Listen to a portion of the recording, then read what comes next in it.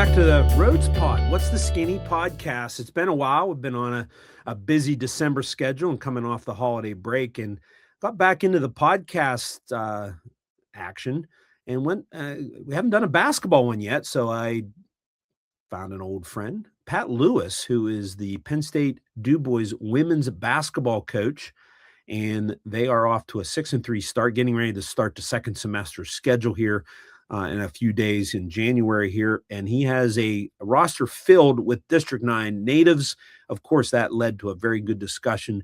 He goes back several years. He's nearly 60 years of coaching. He's, I think, 49 years and over 50 seasons, if you count up all his different sports. Pat is an Emporium native. He coached at Cameron County girls program before he came to Penn State DuBois. So I hope you enjoy this. So there's a lot. He has a lot of wisdom he brings. Many years of coaching women's basketball at the high school and the college level. Has an opinion on just about everything. I did ask him about the shot clock coming, along with why the numbers aren't as high at the high school level with girls, especially girls basketball, with low turnouts with programs without JV rosters, basically. And he had some thoughts there as well. Make sure you check out the Rhodes Pod on YouTube. It's at Rhodes Pod at 4861. The Rhodes Pod at 4861. Let me make sure I get that right. That is at Rich Rhodes 4861. There we go. I couldn't remember what it was. And then it's available also on the RSS.com podcast network, available on all the normal common podcast platforms, Apple, Spotify as well. We'll try to get a little more active this winter, get some basketball interviews. Pat Lewis is the first one. And I apologize a little sketchy video every now and then with Pat's side of things, but the audio holds in there for almost the entire very acceptable audio. If it looks like his video is breaking down, we can still hear that. So we stuck with that, and really it's a very enjoyable podcast with an old friend. Here's Pat Lewis. It is great to have current DuBois women's basketball, Penn State DuBois women's basketball coach Pat Lewis on with me on the Rhodes Pod, formerly known as longtime Cameron County Lady Red Raiders head coach, I guess a JV coach before that, and probably the best correspondent I've ever hired from Cameron County, Pat Lewis. Pat, good to have you on. Thank you. You better paraphrase that and say the only stringer you've ever hired from Cameron County. But you know, speaking of that, Rich, I was kind of wondering, I was looking back through, you had brought this up to me. Let me see where I'm looking here. Who is this guy? Oh, wow. Hey, good move there. No glasses, no gray hair. Yeah. No kids yet.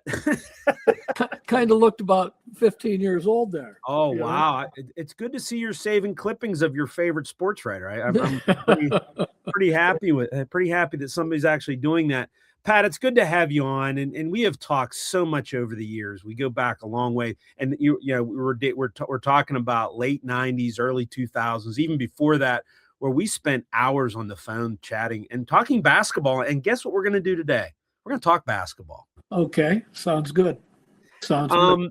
So Penn State DuBois, let's get to the hot topic right now. We have a lot of places we could start with, but that's got to be where we start. And your girls are 6-3. You're making the turn here at the semester break. You're 4-0 in the PSUAC. How much fun are you having with this group? This is a great group of girls. You know, when I first started the program, one of the things they had asked me, we had come off several good seasons at Cameron County, and they were looking to start a program at DuBois. And one of the, you know, when they said, would you be willing to start it? I was very hesitant because it's a long trip from Emporium to DuBois every day. And so I thought about it. I talked it over with my wife and came up with really one variance that I went back to them. And I said, if you are good with me trying to win and recruit with local players, then I'm all for it. And because a lot of the schools, like a lot of the other schools, like Penn State Beaver, 2 years ago they had 3 girls from Pennsylvania, and the other 12 were from throughout the United States. So we're playing teams that recruit a little bit locally and a lot nationally, and we're primarily District 9. So to answer your question, this is going to be the very, very first semester that I have had every one of my players on my team will be District 9 players, which is really cool. So with the closing of the campus and so on, that's one of the goals that was set early on, and it's being achieved just this semester. Yeah, you're 6-3, 4-0 in the conference. So clearly you're competitive with the roster you have. Oh, no question. No question. And it makes me sad that, DuBois is going to be dropping or closing, because a lot of these kids probably would not have had that opportunity to play, college basketball. Like Eden Wonderling, I don't know. She has told us that she didn't get a lot of looks out of Brookville, to go on and play college basketball. I know Frances Milliron from Clarion Limestone, same thing. I have 2 girls from Northern Potter. I know that they didn't get any looks. I have a girl from Austin. I have a girl from Smithport. My girl from Smithport probably got some looks. She's 6 foot, good ball player.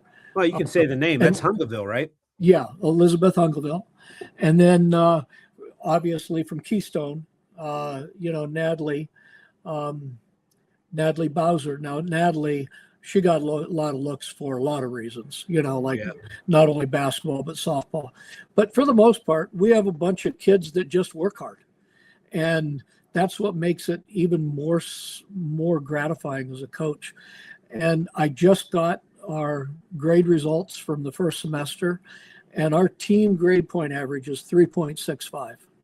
So, I mean, not only are we doing it on the court, we're doing it in the classroom. Yeah, and you're bringing in, and you covered all the basics that we've talked about anytime we've had a chance, and obviously the uncertainty of the future has kept you.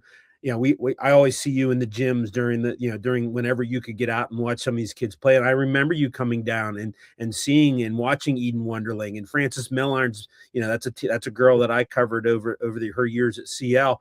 And it's really cool to see those girls shining where, like you said, they were tweener kids maybe that weren't going to get a D3 look. Now, Natalie Bowser's, I saw her pull down 30 rebounds against Brookville. So you can sing her praises on why she's helping you so much. That's an obvious one answer, but she passed up on, she's playing softball at Penn State DuBois as well. I mean, she was arguably above Division III softball player, and she ends up playing for you. So you have to feel pretty grateful and happy that these girls are having a blast playing, and you guys are doing very well. What's the key on the court? I mean, you said the names there, but I mean, Natalie's a walking double-double. Frances has the assists and steals and defense and distributes the ball. But what makes this team work for you? Aside from that, those are 2 big parts, obviously. Well, Elizabeth Hungerville is our leading scorer right now, and she's a walking double-double. Yep, so yeah, she is. We have essentially twin towers, for, at a school our size. They're both 2 girls are 6 foot, 6'1". And then Frances Milliron has grown immensely. Her points per game have dropped since her freshman year, but right now she leads the PSUAC, which is the Pennsylvania Conference, in assists. And I think she's second in the nation in schools our size in assists. Oh. So, so Frances has learned to become a point guard. Right. In high school, she was like a tweener. Yeah. Like she played guard, she played shooting guard, she played forward. She played wherever she was needed to play, and we saw the makings of a guard, and so that's what we made her into. Yeah. And so, what gives us the motor is teamwork. I have a whole bunch of kids that work hard, and they come out and they practice hard. My kids never miss practice. I mean, unless somebody's injured, and I'll say sit out, it's just a lot of teamwork. When I recruit kids, I always would say to them, Rich, and say to their parents, one, I'll take care of your daughter like she's my own. Two, school comes first. It always comes first.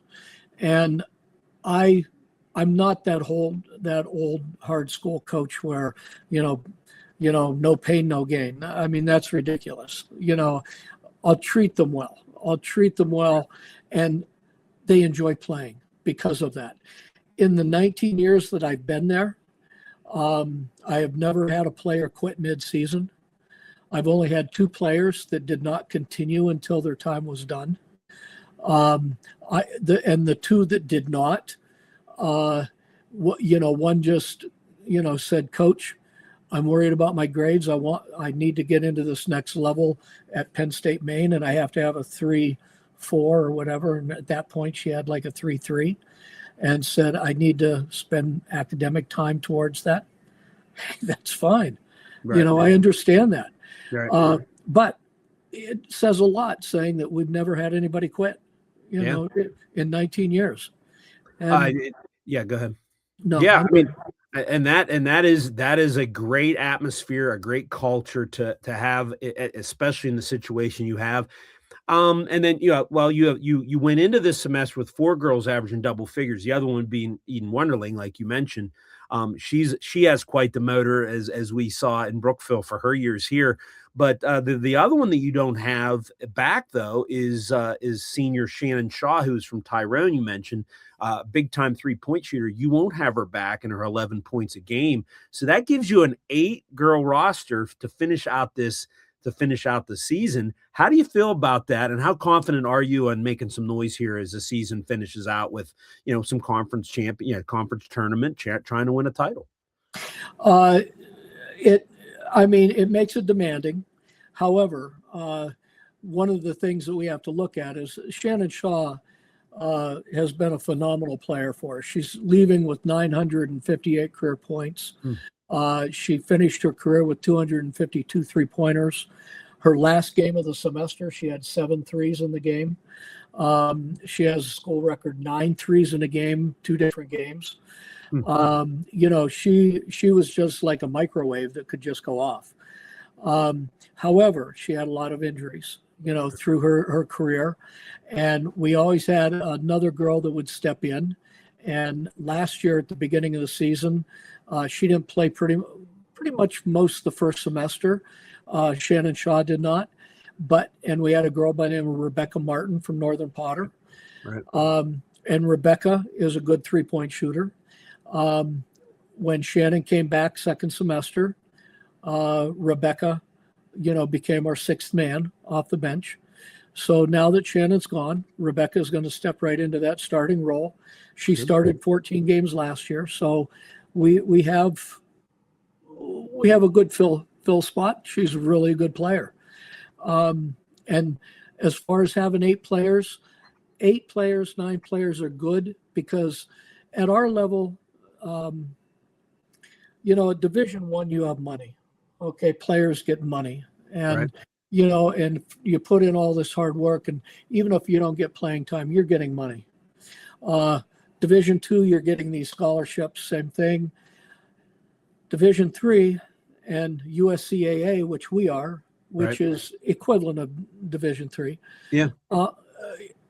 Essentially, our motto at DuBois is playing for the love of the game. Right. Okay. So when we don't have scholarships, we can't offer money. We can't offer any of that. We have to offer love of the game. And so when I looked at parents and I would talk to them, I would say, look, and I would tell the kids, if I'm recruiting you, I'm going to play you. You will play. So I've never had a team with more than 12 players. Right. And that's by design. Sure. I have had teams with as few as 6. I think my 4th year, we had 6 players. We had 9 coming in, and then they dropped a major that 3 of the girls that I recruited had signed up for. And they didn't really quit. They had to leave. They had to leave. I mean, we had a physical therapy assistant program. Okay. And in July of the year, I had 3 freshmen that were coming in. They ended up saying, we're going to drop the program, Penn State, Maine. Right. And my 3 girls went elsewhere. And so we ended up with 6 players. And so that was a trying year. Had a lot of trying years while I was there, Sure. COVID. Yeah. And then 3 years ago, they put $17 million into the gym, but that meant that we had 25 road games. Right. That was the year after COVID. So I've seen a lot of different things at Penn State DuBois, but 8 numbers or 8 players, that's good with me. That's good. Well, it's going to be very interesting. You got to stay healthy, and you really do have some matchup problems built into that 8-man roster, a 8-girl roster, especially with Bowser and Hungerville, and then just the energy that you try to surround them with. I'd be remiss if we didn't talk a little bit about the high school ranks, because that's where you cut your teeth in your first 30 years, I guess. And you count 55 seasons or years here, Pat? Well, this is my 49th year of coaching women's basketball. Okay. But if you want to actually say, well, how many years have you coached basketball? Yeah. When I first started in 1977, okay.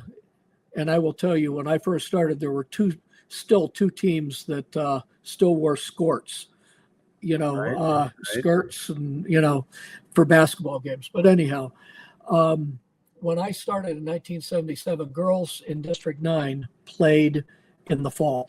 Yeah. Boys played in the winter. Right. So I coached in the fall, girls, and then in the winter I coached boys junior high, and I did that for 5 seasons, and then I coached boys JV, and then they switched over they moved the girls to the winter, and then I had to make a decision. Right. So essentially I've coached 55 basketball seasons. Oh, yeah. As far as the high school ranks go, and college. And so I cut my teeth back in high school. So. And when we talk about coaches, it would have a good perspective, especially how the women's game has come, because with Caitlin Clark and the celebrity that she brings to the sport, and just the name recognition, which we've never had. We look at the game at our level at the in District 9, Pennsylvania, and we've seen different things progress, and then now we see some challenges as well. What strikes you from you mentioned how it was when you first started with skirts and whatever you want, a combo skirt thing, and everybody's wondering when did the real game start, and it went from 6, it was a 6-on-6 thing, like 69, 1970-ish. And then it flipped over. I think the modern game, if when we talk about history here, Pat, we're probably talking about 1970 season. It turned into real basketball. What's changed? I mean, what have you seen? What strikes you from back then to now as far as major difference? 1972 was the signing of Title IX. Yes. Okay, so around 1972 is when all the local teams, the bigger schools like Bradford, Margie Holland, was in Bradford. And, there were people like that started their programs back in about 72. Right. And that's where it started catching on. And I know in Cameron County, the first year of girls basketball was 1972. Okay. And so that was the year before I graduated from high school. So what I saw different is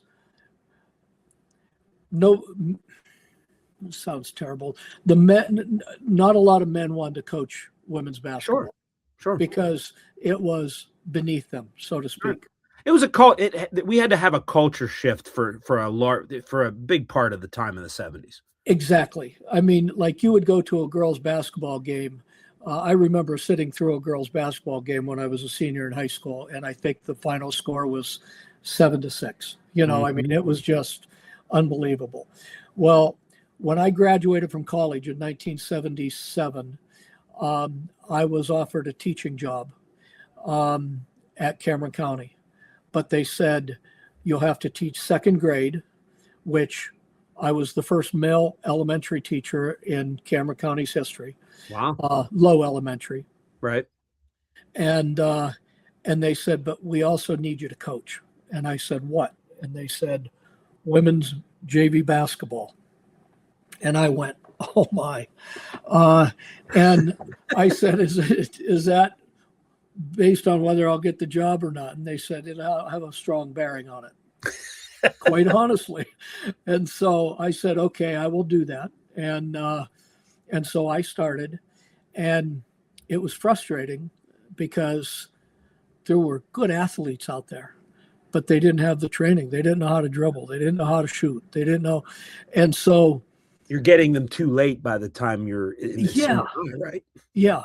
And so essentially, my JV teams, I think I coached JV for 6 years, and I don't think we ever had a losing season. Okay. And it had a lot to do with we're going up against some inferior coaching because you'd throw a press at them and the other team would go, what is that?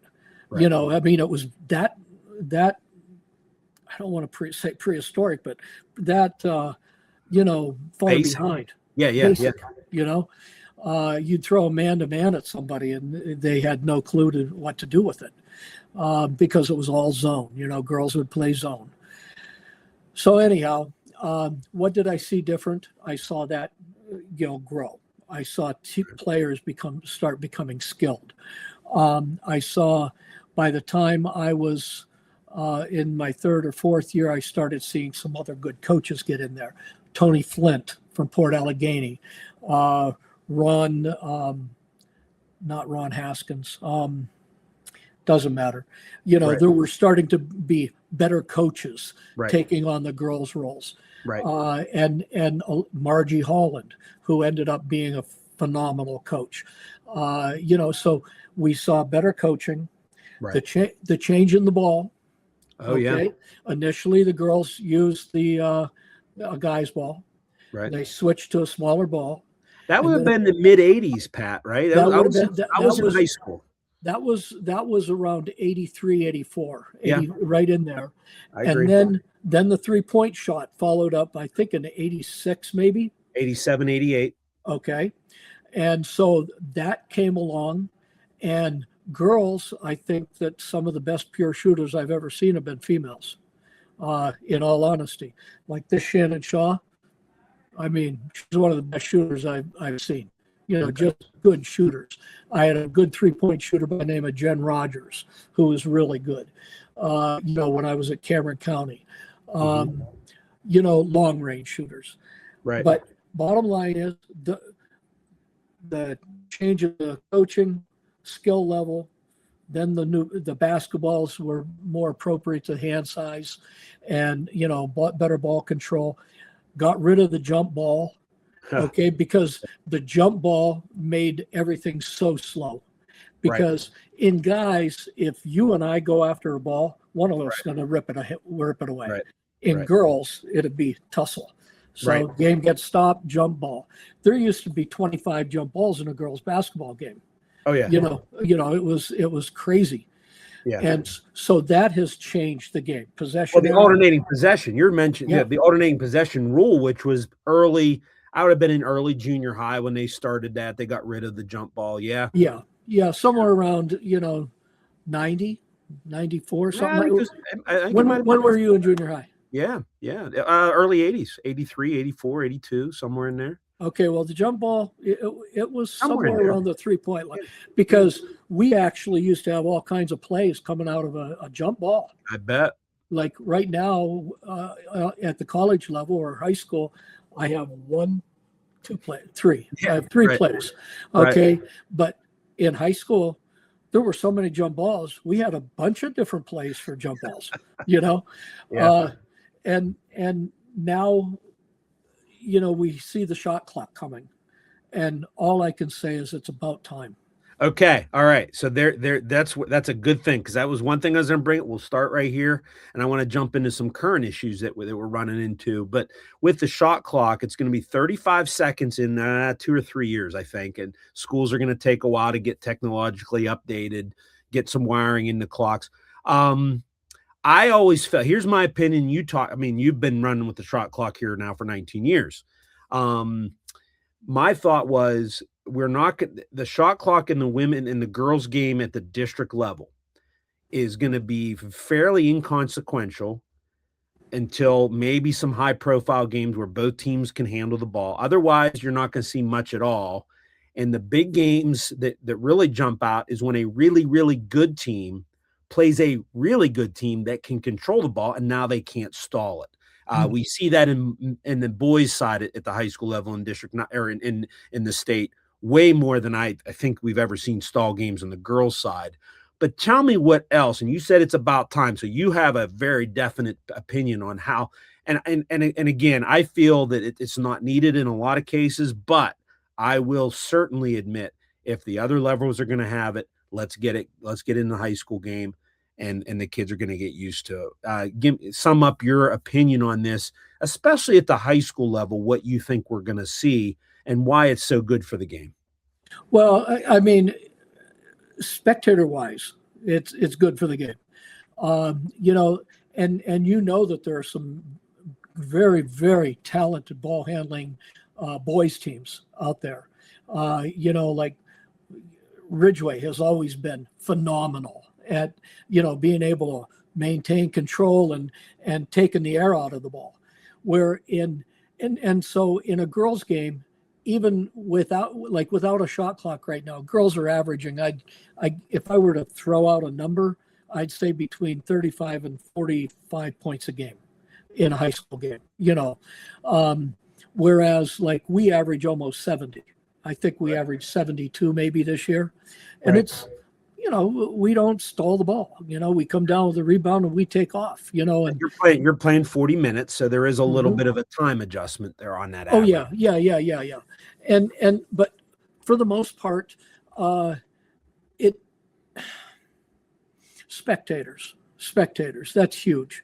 If you want to have people interested, why are people interested in Caitlin Clark? Because she handles the ball really well? No, she shoots really well.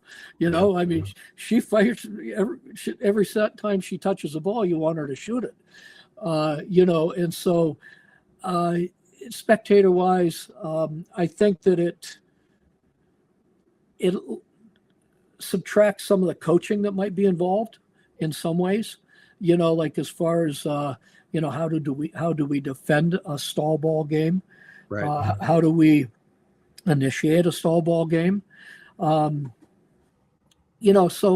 35 seconds is a long time.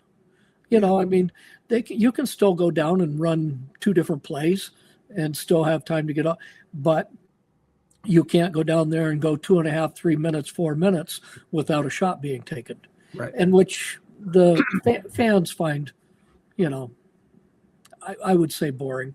Yeah. Now, my thought as a coach, and I do coach some junior high, but I'm looking at this situation. I'm like, I can see maybe a soft 1-3-1 half court press, or a 3/4 court, and then back into a zone against a team that doesn't have a high end amount of shooting. Or, of course, we can get back to, well, with the shot clock, you better get better at shooting, and go into a zone and really make it tough on opposing offenses if that's how you go. Because with a zone defense slows down the game too, not just an offense that takes the air out of the ball, right? Oh, absolutely. And you will find that there's going to be certain teams that are just all attack teams. They just attack. And if you throw a zone at them, and so that will slow them down, like I'll give you an example. Okay. This year we played a team called Community College of Butler County, or Beaver County. Okay. And Beaver County, they had a girl who was their point guard was she was a player from she played at Slippery Rock. It was starting point guard at Slippery Rock, or backup point guard. Doesn't matter. She played at Slippery Rock, which was a D2 school. They had 3 other girls from Salem University, and they all ended up at Beaver Community College. Okay. Pretty good team. Real good team. And so they go and play Penn State Beaver. Okay, now Penn State Beaver is like the creme de la creme of the PSUAC. They're a really, really good team. Like, they're the team you want to beat every year. Okay. We beat them twice last year. But anyhow, they're the team you want to beat every time. And because they're so good. They won 100. Beaver beat Community College of Beaver County 105 to 102. 105 to 102. Because Beaver, Penn State Beaver, just runs and runs and runs and creates chaos. Mm-hmm. Okay? That's what they're based upon. Well, we played them. We played Community College of Beaver County the very next game. We lost 62 to 59. Okay. 105 to 102. Right. 65, 59. 2 different styles of coaching. Okay. Right. Right. We threw a lot of things at them, but we didn't do this straight up man-to-man, see if you can beat us, and so, yeah, a lot of coaching will come into the shot clock and things like that. Yeah. So a zone, and we did do a lot of zone because they just wanted to attack, they wanted to attack. And we said, well, let's see how you shoot. Yeah. So anyhow. Well, it's going to be very interesting. And like I said, it's going to change. It's going to force teams to, shoot the ball better, probably at the end of the day. The one thing that I wanted to make sure we talk about before we go is there is a trend here lately, and you've been around the game, as we've well established, and I don't know if you've seen it as much then in the past as we're seeing now, is the numbers on girls varsity rosters are alarmingly low. And there are many teams. I don't know what the number is right now. There's a lot of teams that are struggling or just don't have a JV team right now. And as you know, that's not good for the game. And what's your theory on that? Mine is economics. Kids need to get jobs. Girls tend to go that direction. I don't think the boys rosters are hurting as much because we have more JV boys teams. What are your thoughts on that? My thoughts are District 9 is a very rural area. Okay. And when I was the high school guidance counselor at Cameron County, we had 500 students in our high school. Graduating class in 99, 2000 was right around 100, 110. My oldest daughter graduated in 2005, and I think her graduating class had 103. Okay. My daughter, Whitney, graduated in 2008, and I think she graduated with 70. My daughter, Kylie, who graduated in 2011, graduated with 60. Okay. And 2013, my daughter, Delaney, graduated with 40. Right. Okay. That's just in the circumference of my children graduated. So that's Cameron County. So right now, Cameron County averages anywhere between 30 and 40 kids. Yep. If half of them are girls, that's 15. Okay, well, some of them are in bands, some of them are not athletic. Yep. So all of a sudden, you might have, 6 kids. Some of them are saying, just want to play volleyball. Right. I see more kids looking at single sports than they used to. Like most of my players used to play volleyball in the fall and, basketball and then softball or track and, or golf, So they used to play several sports. A lot of these kids are only playing one sport. So now you have Cameron County, who's gotten small. Austin graduates 12 kids, 11 kids. Smithport, same thing, 30, 40 kids. Coudersport, who was always a perennial powerhouse, 40 kids, I think, last year, 50 kids. Northern Potter, 40 kids. All these schools that used to have 100 now have less than half of that. And that's just up in the northern tier up here. You throw in Clarion Limestone, you're seeing these schools combined because they can't field teams. Yeah, Union and AC Valley, a team that I cover, they're struggling, and they don't have, we're seeing less JV teams. I think you're absolutely right. I think number one is the population drain. There's no doubt about it.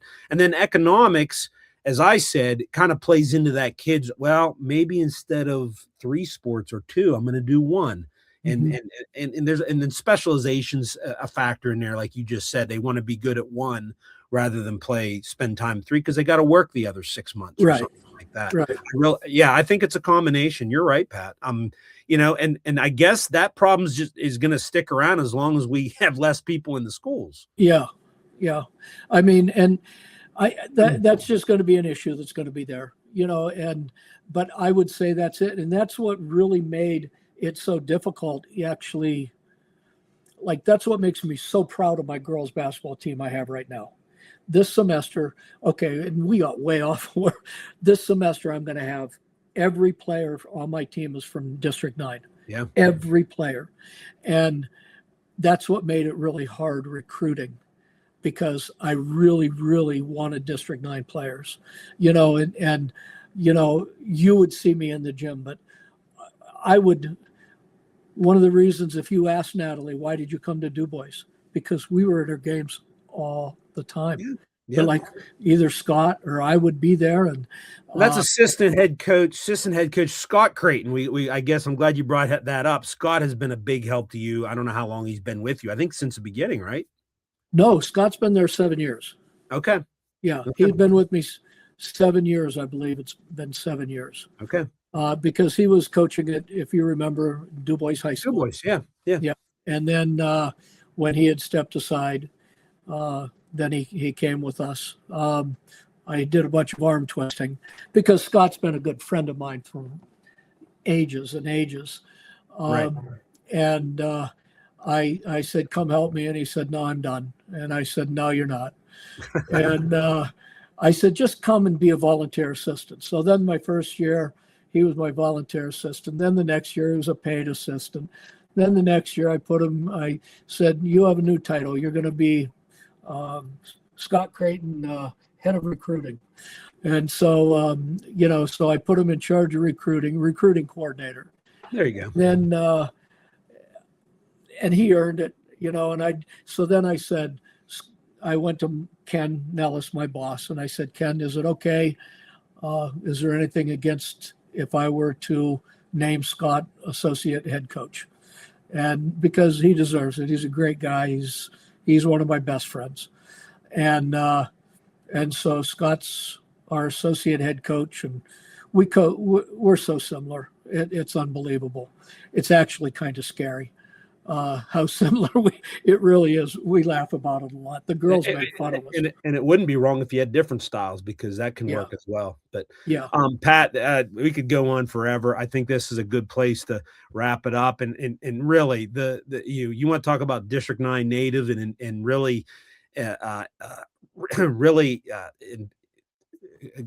buying into the D9 native thing. You just explained it. You have girls that are playing their butts off for you, and I guess you got to stay healthy and give it a shot here. Is it, with the future uncertain, I'm guessing that adds a motivation to everyone on this team, including you and Scott and those 8 girls, to finish at least this year strong, right?